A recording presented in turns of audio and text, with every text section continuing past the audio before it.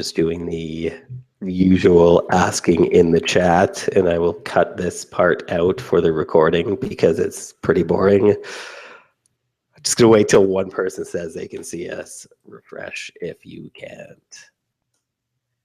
Still at 0 viewers, so I'm actually not 100% sure. Okay, it is working. Hooray. So I just had to do an awkward silence to cut it out, but I'll probably cut this part out too.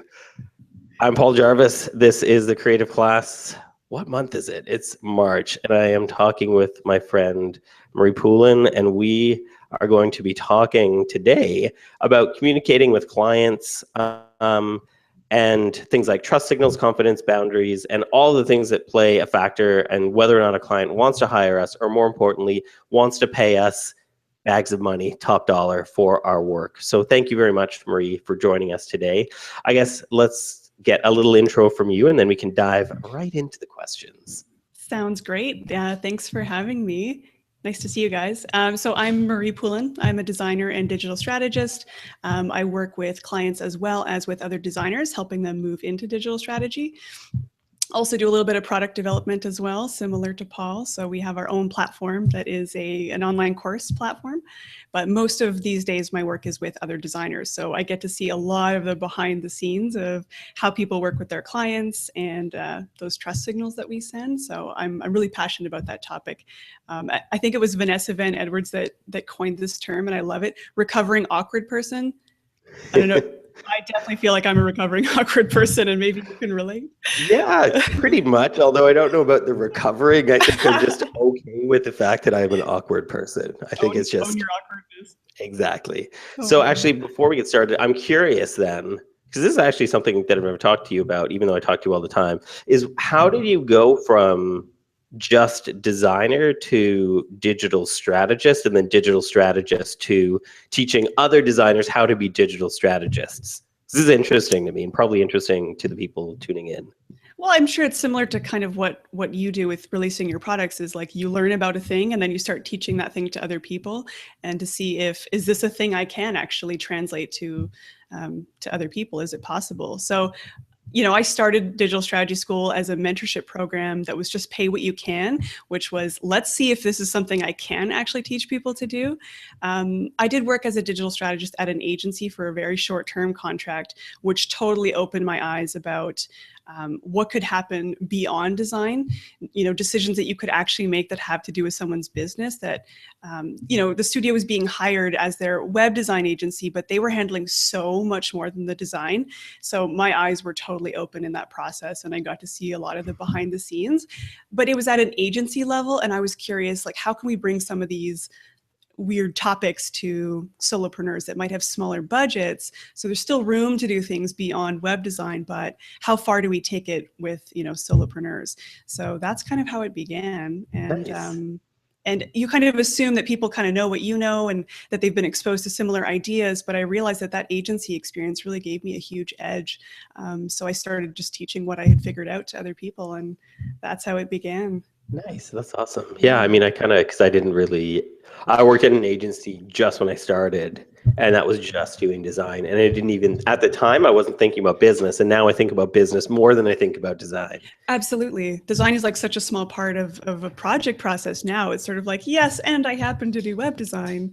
Design, I tell clients, design is just the output. Absolutely. All the other stuff is the business things that we're going to figure out. And you are going to get a new website, but that's just the end result. That's just the output.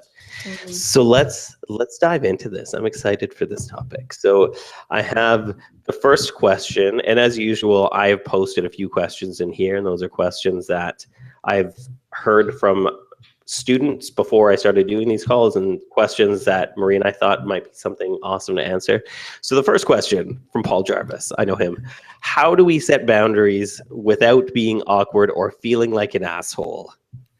Yeah, well, I think setting boundaries has a bad rap, but I don't think setting boundaries actually does make you an asshole, and it's not awkward. I think we make stuff way more awkward than it needs to be, right? And I'm sure we're all guilty of that, but I think people respect you when you're willing to set to set boundaries. I also think it's probably the thing that almost every freelancer has the hardest time doing is when is it within my right to kind of say no, or that the client is asking too much. And I think there's no way to skip that awkward learning phase when a client is overstepping their bounds and you're kind of, oh crap, like my contract wasn't outlined well enough, to make that adjustment. So I think that stuff takes a bit of time to figure out. And you need to work with people that actually do overstep their bounds before you actually learn how to figure out where those edges lie. I think that's how a lot of us figure that out, is things went way too far one time, and then we ended up doing like 18 rounds of revisions, or a project dragged on for 50 years, or we were getting calls at 3 a.m. I've never been there, but It's never happened. no. No, I think, again, not even just one time, but sometimes it keeps happening again and again. And you're like, wait a second, like, why do projects keep going on? And that was the experience I had. I'm like, why is every 3 or 4 month project turning into 8 months or 12 months? Like, what's happening here? And I started looking at, like, what were the patterns? What did my project contracts look like, and then what did the actual deliverables look like, and where was the disconnect, and where did that happen? So it definitely took things going way too far on multiple occasions before I realized the way I dealt with scope creep was now I actually factor it into the budget, because I know that it's not always just the clients, right? Sometimes you'll have an idea along the way and you're like, wait a second, I actually want to approach it this way instead, or I want to experiment with this new plugin, or whatever it looks like. I know I'm adding to the scope creep just as much as clients are. So now I build it into the budget because I know that I'm going to do that throughout the process. So I charge enough that I'm not resentful when the client wants to change something or I want to change something. Yeah, definitely. And that's definitely a good thing to think about. I think the other thing is that, well, I'm just trying to put my water down here. The other thing is that I found if I don't set boundaries, other people are going to set them for me. And then I might not be happy with where those boundary markers lie. And then it's my fault. And I feel like a lot of times we feel that we're going to come across as rude or mean, or like we don't respect the client if we start to set boundaries, when in fact part of being an authority instead of just a laborer is design, like you say, and I've said this so many times, like Marie Poulin says, you have to design the process of working with people. So you have to kind of lay out what those boundaries are. And I think, especially for me, like I say to a lot of my clients, like, there are no design emergencies. Like, I don't need to. I will be available from like 10 a.m. till 4 p.m. or 2 p.m. or whatever it is, and past that, like, I'll deal with. I'll be able. I'm glad to help you the next day. Or I don't work on weekend, and I tell most of my clients this if they try to email me. It's like, I don't work on weekends, so you can contact me, but I'll read that email Monday. And then even if I do want to like get ahead of my schedule on Sunday, I'll use Right Inbox or Boomerang, and I'll reply to all my emails, but I'll set them to send at 8 a.m. on Monday morning. Because if you start breaking your boundaries, the client will start to think that, well, the boundaries that person set, they don't really care about, so I'm not going to care about them. And then it just gets into an awful spiral of badness and resentment and not liking the work you're doing, which I think is always really, really bad. Yeah, you teach people how to treat you, for sure. Yeah, so whether it's setting those expectations in like a welcome document, or just the way that you talk to people and the way you kind of hold to what you say you're going to do, all of that sets certain expectations, right? So, and that doesn't make you a jerk. Like you said, that makes you an authority, and people trust you because you do what you say you're going to do. Exactly. Rashida asked that people are used to seeing, I'm usually sitting downstairs so you can see my fireplace. I'm sitting up in my office right now, which is very boring. There's nothing here. So sorry, fireplace, maybe next time. So an additional question to that first question, Ben Ma asked, is this also how we establish what channels are acceptable or preferred for communication? And what should clients expect as far as reasonable response times? Well, I do think we each set those individually, but I think the tendency is to expect that you're supposed to respond to an email within a few minutes, right? You kind of like panic a bit when the first client email comes in and you got to get it back to the client. So I think you can set these expectations with a welcome document, or if you're using something like Basecamp, Asana, whatever, just that you're having some kind of onboarding experience that lets people know, like, hey, friend, this is how it works, and this is how often we'll communicate. And, we're going to talk either once on Skype every 2 weeks, like pre-setting all of those so you're not figuring it out as you go. And, you could be strict about saying, I check my email twice a day, if that feels comfortable for you. I don't know if you kind of set strict boundaries around that, but I don't respond to every single Asana notification as it comes in. I might set up like a daily summary, and I'll go in and I'll check everything in one go. So yeah, we don't need to kind of jump as soon as the client asks us for things. So I think that's going to depend. You could even say up to 24 hours before you'll get a response. And I think that would still be, totally acceptable. Yeah, that's typically what I do is I try to train my clients to, and they are trainable, kind of like dogs, not like cats. But you can, I should have said that while you're drinking a drink of water. Train your clients like dogs. So I try to teach that. I try to show them that I'm going to reply in about I typically reply the next day. Even if I reply and I set it to send it the next day, that way they know that because I say, like, I'm typically working on something for you. So if I stop working to answer one email, this typically takes like 20, 30 minutes out of the work. So I have to stop what I'm doing, save my work, go into email, read your email, think about it, reply to it. So I just tell clients, like, I like to batch the things like tasks. So I try to reply to everything the next day, unless it's something urgent. But again, I tell people, like, there are no design emergencies. And as far as channels for communication, I think that all depends on how you work. For me, I don't like to talk to people. So I would much rather have email conversations with people. And I set up, like, I'm going to email you every Friday. And this is in, I think, the process lesson in creative class.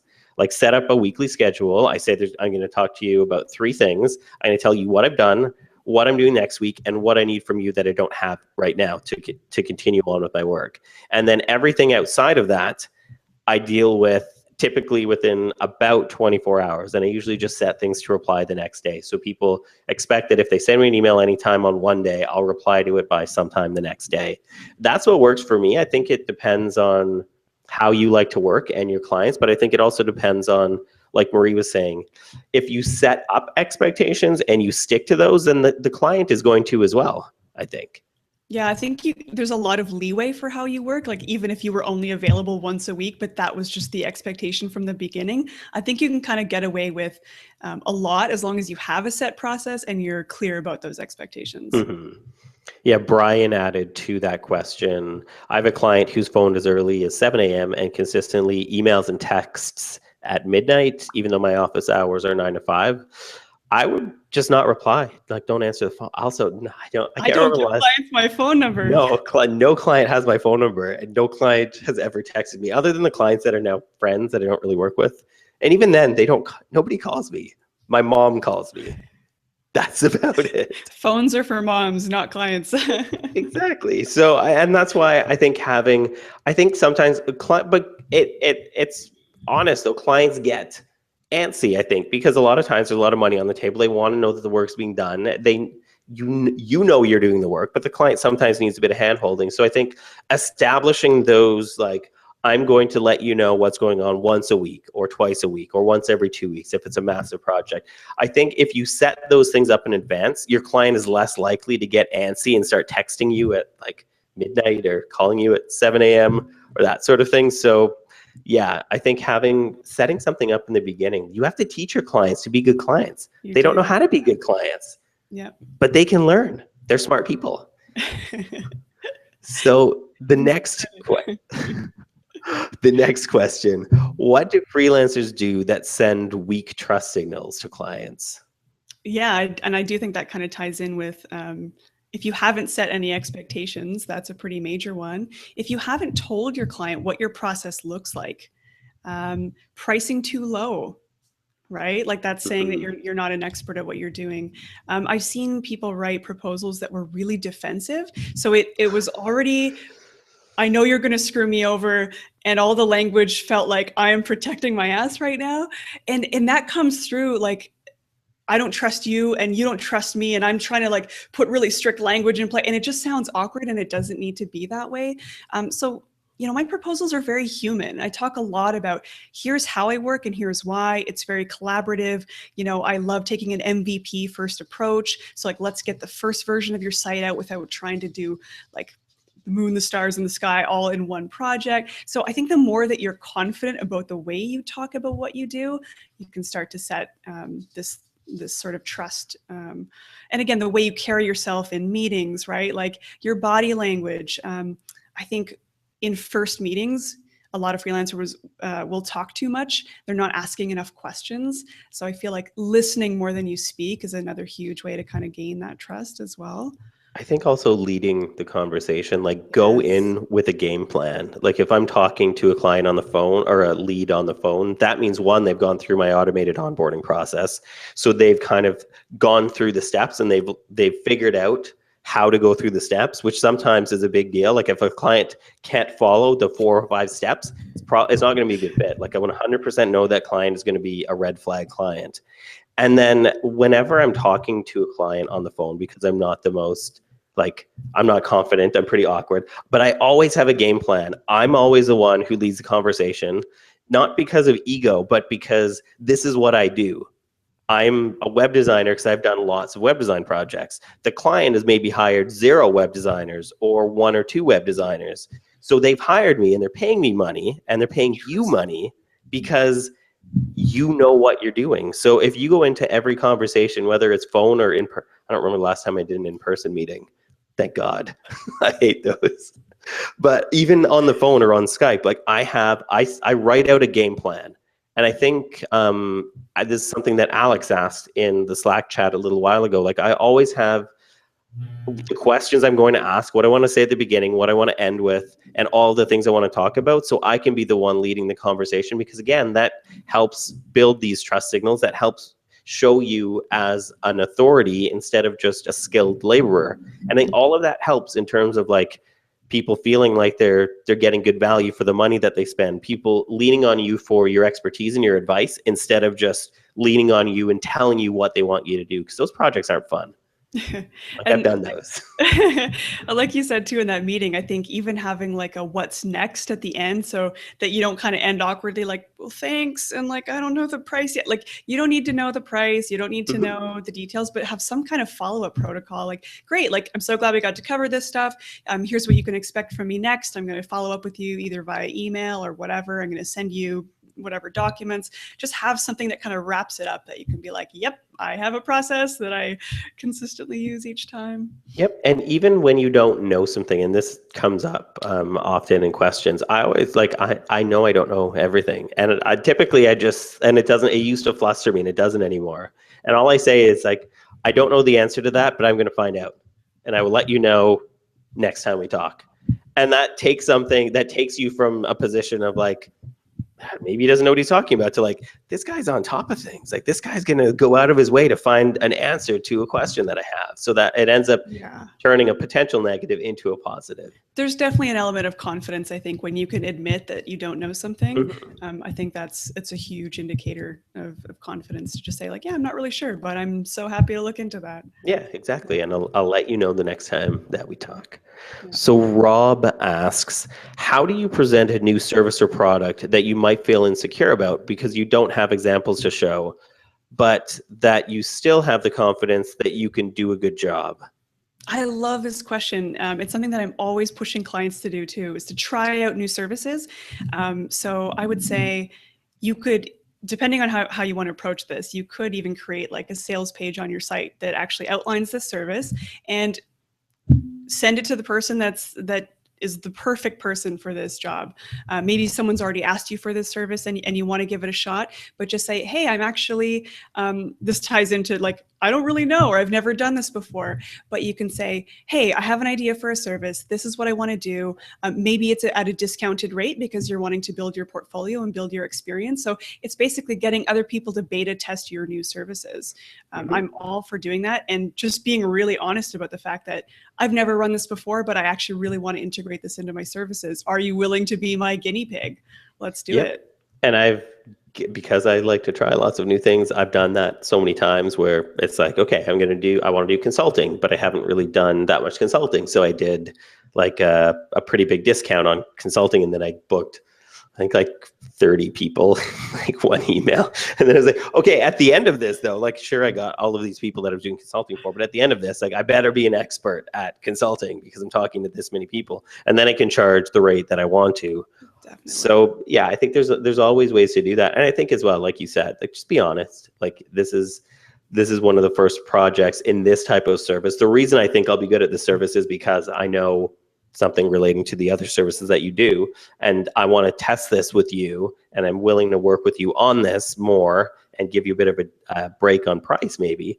And then it just is creating a win-win for both parties is always the case when you're trying to land a lead.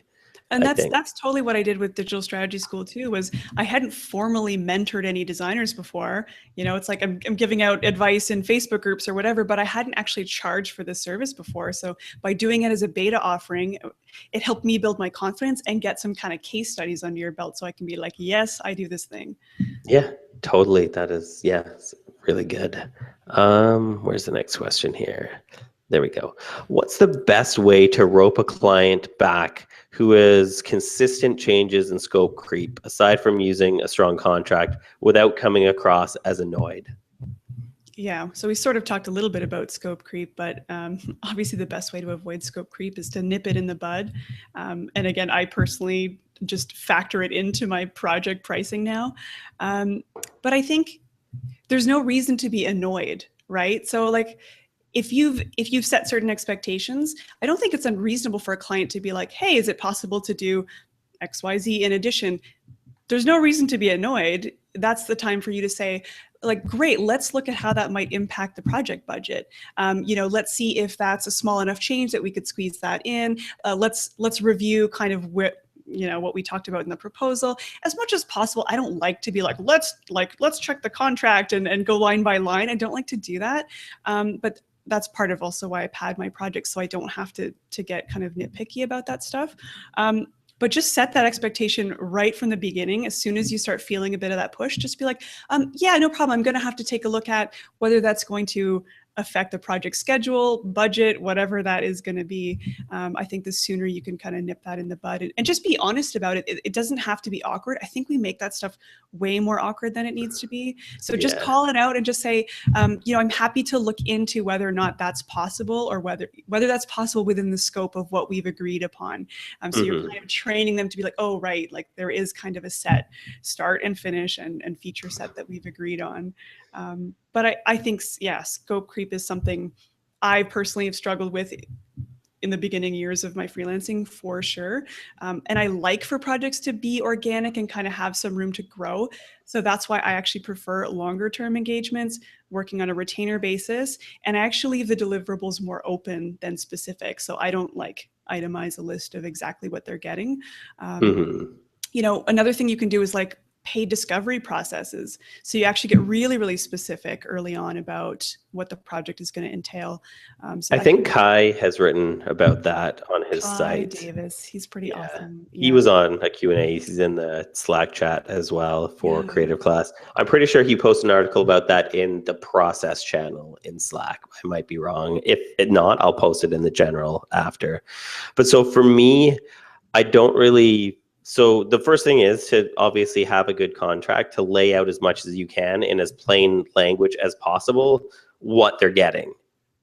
So for me, like, I even say how many revisions clients get, because then if they want more, I just say, like, 1, I'd be happy to do the work. 2, it's not within the budget or the project scope. 3, this is how much it's going to cost, and this is how much it's going to set us back. All I need is a green light from you, or just tell me that we'll do this in the next round. And here's the payment button to send exactly. Money. Yeah. And Alex just posted the URL for Kai's roadmap into the chat. Double your free, if you're listening just in the audio, doubleyourfreelance.com/roadmap. Yeah. And Kai does a really good job at productizing the discovery process, which I think is really good. It's not a bad idea, I think. Yeah. And what I've found, because I do it's sort of like that, but whenever I do consulting, like web consulting for people who need web work, 100% of the time by the end of the call, they want to hire me to be their web designer. So if they're hiring you for a little engagement, like a road mapping session or a strategy session, chances are if you do a pretty good job, they're already talking to you. They're probably going to want to hire you to do more work. So having things like that can be pretty good for business.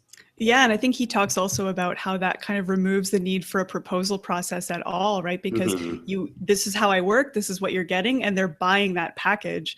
So there is no like custom proposal that you're putting together, which is pretty smart. Yeah. So what should we be aware of when communicating with clients, running meetings, or pitching our services? I know we've talked about this a little, but maybe let's get a bit more specific there. Yeah, what should we talk about specifically? Like communication skills or Yeah, okay. Well, body so language? trust signals is a word of yours, right? So let's talk. So Marie, what's a trust signal? I mean, the client wants to know at the end of the day that like you are the expert, you've got their back, and you know what you're doing, right? So again, that sort of like talking too much or not asking enough questions or not asking the right questions. Years ago, I had a client that tell me just the questions that I asked them in the first meeting, they were like, oh my gosh, I hadn't even considered these things, and already they were like, yep, you're the person. So showing that you're willing to dig a little bit deeper into the business side of what they're doing and not just what are your favorite colors and what, like, I think all of those things, the questions you choose to ask and how you choose to ask them, the way you carry yourself in a meeting, having that agenda, all of that shows that you know what the heck you're doing.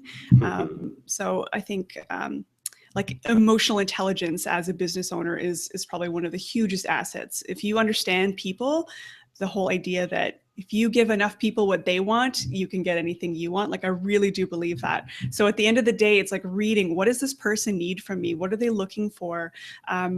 Even things like, some clients you can tell want more technical answers where others need more hand-holding, and like knowing how to read that, I think is a huge, huge skill.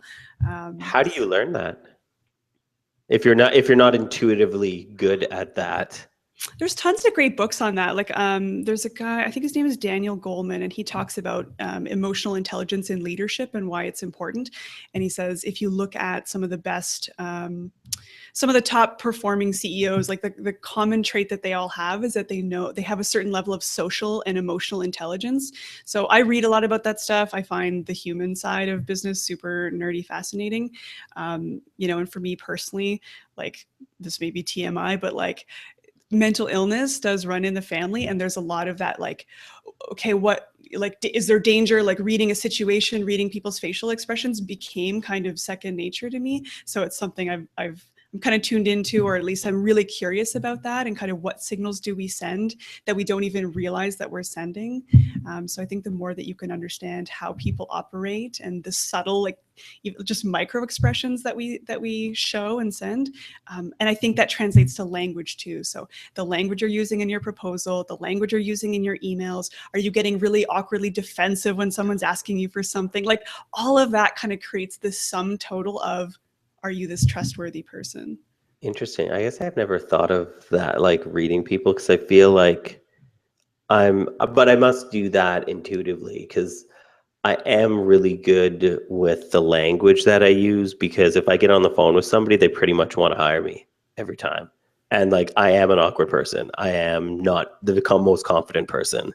But yeah, I guess I do that without thinking about it. And that's why I asked that, because I'm like, I don't know how I would explain how I do that, because I never thought about doing that. But I guess I do on some level pay attention to those cues, because I'm able to have, it's weird too, because I feel like if I'm talking to a lead, I'm really, really good at communicating with them and talking to them and getting them to trust the work that I will do for them. But like, if I'm at a party, it's like, I'm just going to sit there by myself. And that's just like, that's 100% how it works. But if I'm talking to a potential client or an existing client, I feel like I've got this. Like, I 100%, even though I'm a weird person, I still know exactly how to deal with all of these situations. But because you're confident about your process and Yeah. the work that you do and how you do it, that it's almost easy to talk about that. But in a social situation, it's like, talking about yourself feels awkward, right? So it's almost easier to like talk about your process and your results and less about like, Mhm. I believe in, like, it's awkward for sure. Yeah, it's like like, I typically blush when somebody asks me what I do, because it's like,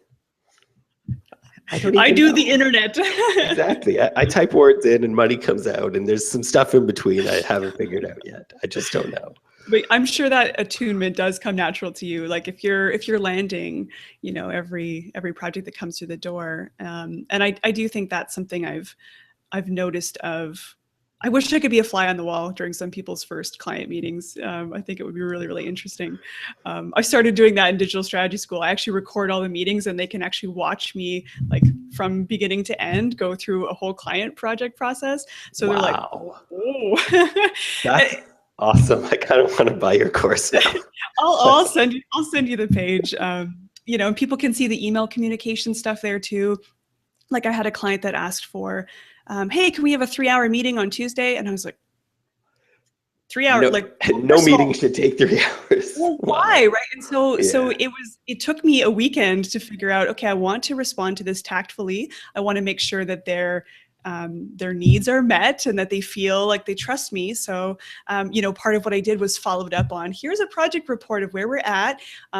Typically my project meetings are 1 hour every 2 weeks or something like that. I'm happy to do a longer meeting if it makes sense for the project. Let's talk about if that makes sense. Otherwise, what can we get done? This is time that's taking away from you doing your project, and just finding that languaging to not get super defensive about it, but to be like, okay, what's happening with the client that they want a 3-hour meeting? Are they getting a little nervous? Do I need to reassure them? Always kind of attuning yourself to where the client is at, I think, is just a Yeah. huge skill. Well, I think that's important to think about why a client is asking for the things that they're asking. More important most of the time than what they're asking for. Even with like revision requests, typically I push on everything that isn't just something that I'm just like, okay, that's fine, I'll do that. I typically push back and ask why. And I think a lot of freelancers just get the like list of revision requests and just start working on them. Whereas I don't start working on them until I push back a bit. And typically, if they ask for something, I'm like, well, this was the goal. This is the goal of the project we discussed in the beginning. I don't see how that. Can you please show me how this relates so I can better do this for you? Always bring it back to those Yes. goals, right? And most of the time, they're like, yeah, okay, I didn't need that button blue. It's like, but just that tiny bit of pushback, and it never, like, they don't ever get angry at me or mad at me or wish they didn't hire me. It's always just like, I'm wanting to get you the best possible result. I know how to do that based on the process that I have, based on the experience that I have. If it's not working, then let's figure out why you want something different than we were talking about in the beginning. But if not, let's figure out, and this gets into, and I've talked about this so many times, and the students of creative class are probably sick of it, but getting clients to give you descriptive feedback instead of prescriptive feedback is pretty much the big, like, that was basically the night and day for me being stressed out about client work and me loving client work and loving all of my clients, was teaching my clients that they just need to describe the problems. They're paying me to solve those problems. Yeah, And if I can do that, then it's so much more fun. And they end up with the better end results as well. totally agree. And yeah, sometimes responding to emails can take an hour. But I think, so if you're frustrated or if you're stressed out about something, I tend not to reply right away. Like, that's another reason why I like to give like about a day before I reply typically, because if something's making me upset, I'm not gonna write an email if I'm angry. There's no possible good Nothing outcome. good. No, nothing good will ever happen. I need to like collect myself, breathe a little bit. And typically, like, if I come back in an hour, I'm no longer mad about it. Like, it just doesn't matter enough for me to be Yeah, mad about things for that long. cool off. Yeah, and then I can figure out, okay, what do they really want? What can I do to not do the thing that they want, but to give them something better, or to find a win-win scenario for both of us? And typically it just requires like stepping back for a little bit and then coming back to Yeah. it in a little bit. And I like what you said about win-win, like that. At the end of the day, that's what it's all about is, why is the client asking for this thing? What do they need? And what can we do so that both of us are happy at the end of the day? Sometimes that might mean I put in a little more extra work than I planned for, because that little extra can go that much further with the client. And again, I try to factor that into my budgets now, but I'm always willing to take on a little bit of that if we can't, sort of meet in the middle somewhere. So sometimes you got to put a little extra in. Yeah. Have you read, I say win-win a lot lately because I just finished reading Dan Mall's book on pricing. Excellent. Oh my God, that book was so good. I was like, I read it and then I was instantly jealous that he had written about something that I've written about so often, but I felt like better. Like perfectly articulated. Yes, he summed up exactly what I've been telling people and exactly what I've thought about pricing for so long. Nailed it. Yeah, in a really, really good way. So if you haven't read, I don't even care if you're a web designer or not. It's a book about pricing for web design. It applies. It applies to whatever freelancing stuff you're doing. Oh yeah. No. So Erica asks, I created a project map because of your design the experience of working with you blog post. That was super popular. That was awesome. It was incredibly helpful and eye-opening. Would you recommend sharing the actual project map with your clients? If so, would you do it as part of the proposal or once they're on board? So I sort of think there's two project maps. There's one that's your entire process from start to finish of like when a client contacts you, what email you send next, what questionnaire, start to finish. The client doesn't need to see that. The client needs to know what they should expect on their end. Like they don't need to know, oh, I send the client my onboarding document. Like that doesn't really make sense for the client, right? So I sort of think there's your internal process that isn't something that you necessarily announce anywhere, but it's more for like, okay, I get that. I've got a system that works. It makes sense.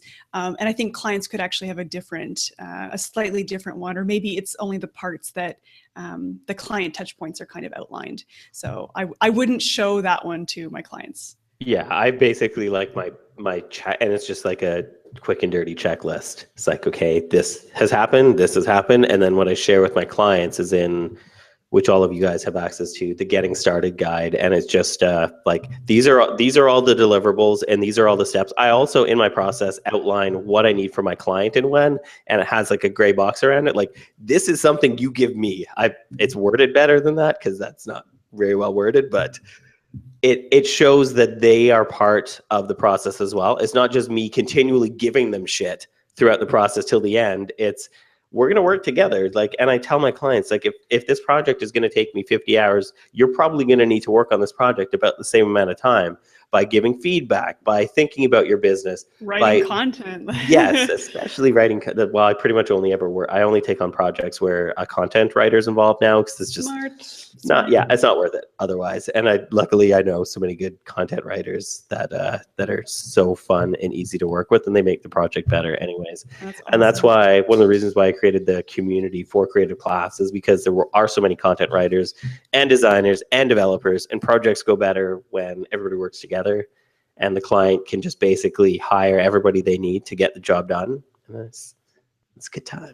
And do you factor in their pricing into your budget, or would you say I'm going to handle this component and they're going to handle this component? Yep. Yeah, I just let the other person. I don't charge for other people just because I don't want to. That implies ownership and managing, and Paul does not. Awesome. No thanks.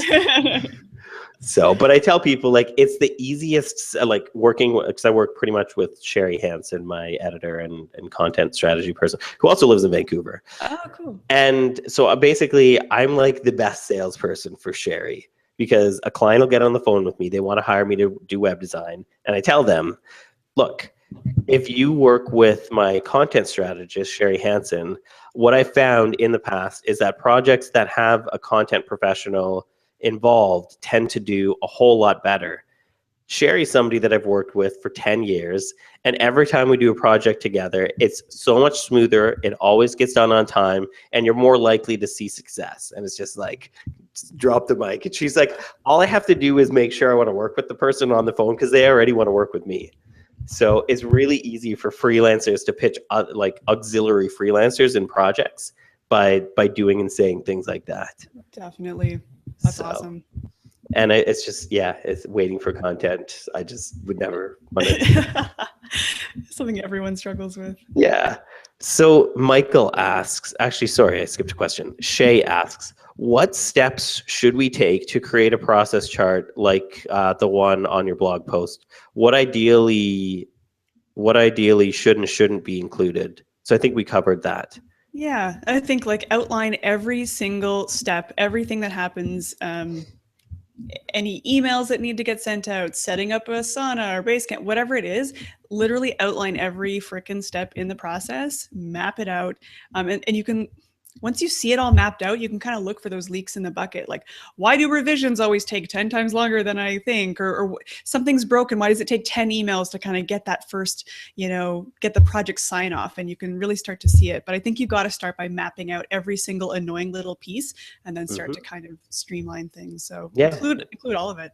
Exactly. I missed when I first did that, I missed so many things, but then I started at every new project I took on, I would like make a note beside me, like I just did this.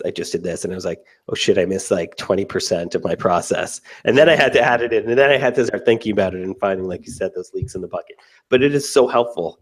Like having a set process makes things so much easy.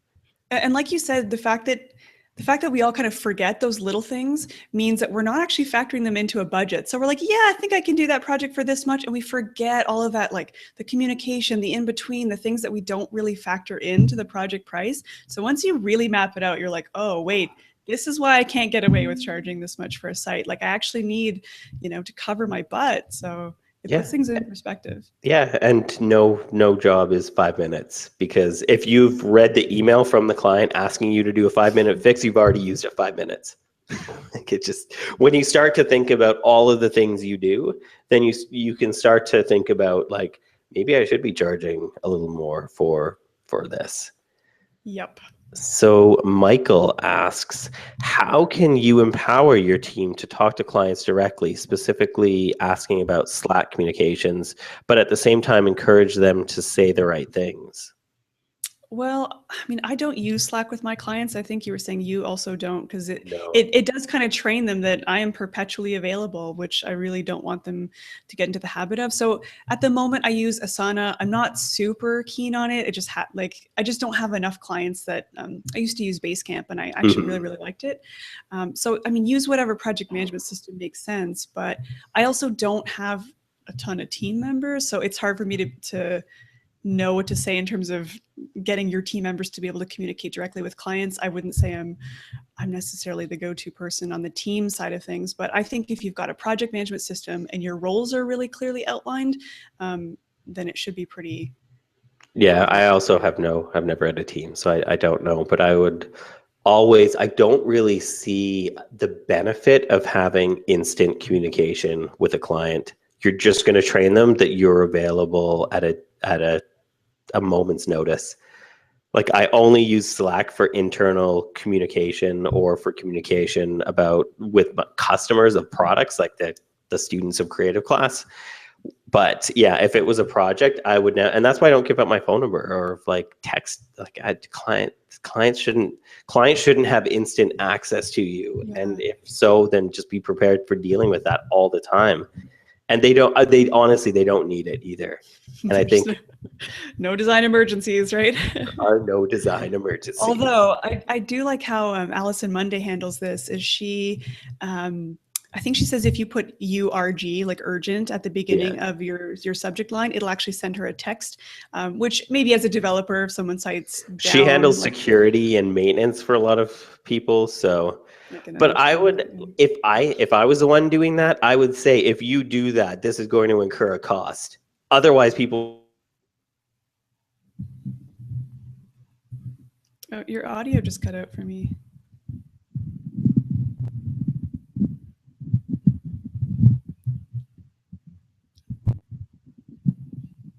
Weird.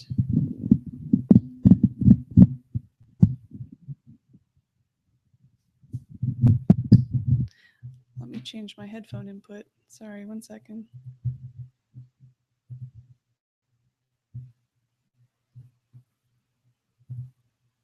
Nope. Oh no. Yeah. I think it's you.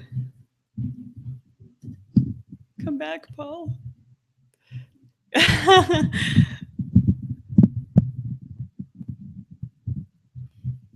Still nothing?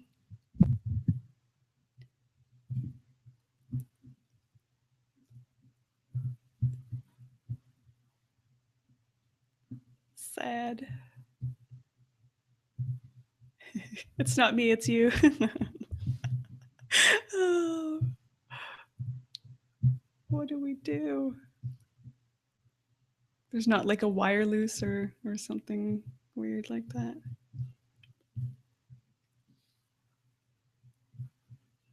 Maybe we should give everyone Paul's phone number. Oh.